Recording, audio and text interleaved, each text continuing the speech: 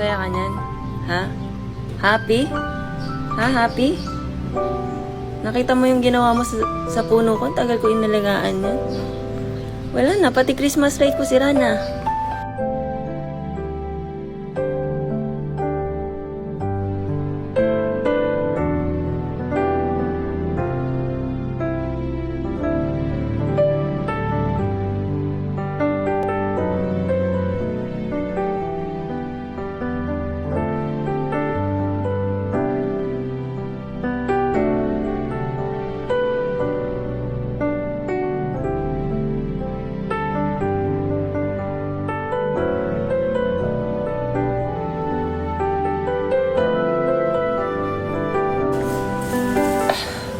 Ito yung pinakamahirap na part sa pag-aalaga ng aso.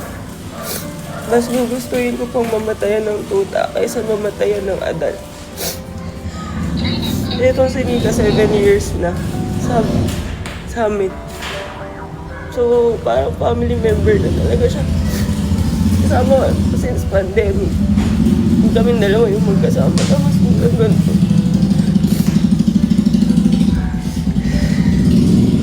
Ay, hirap.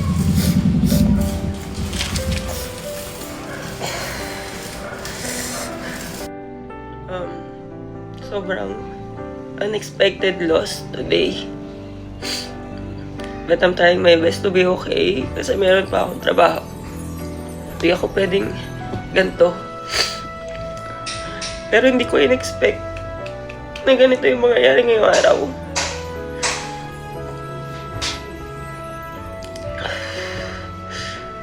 Hindi ko alam anong nangyari.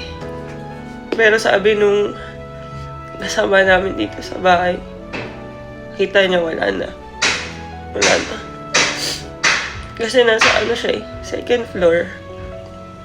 Sobrang excited ko kasi nagpapagawa ako ng gate ngayon. Tapos ang plan ko kasi papakawalan ko na siya.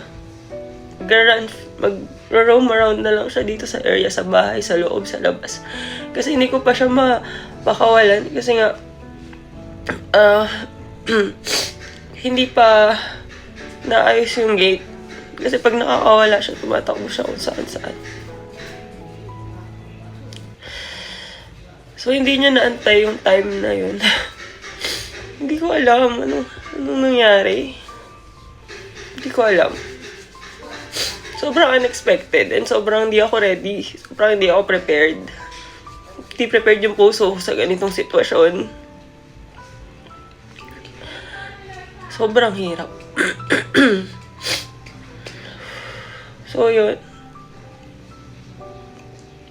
Mahal na mahal ko kasi wasa na yun. Sobra.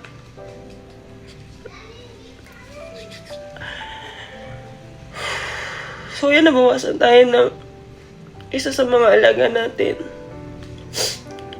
7 years pagiging loyal niya sa akin. Mamimiss ko yung every time na dadating ako sa bahay, uupo siya sa harap ko, tapos magbabaw siya sa akin.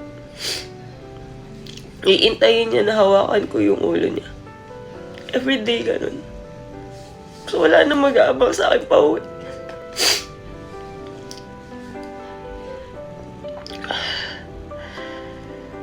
Okay. Kailangan ko nang mag-ayos. Kailangan ko nang kalmahin yung sarili ko kasi may trabaho pa.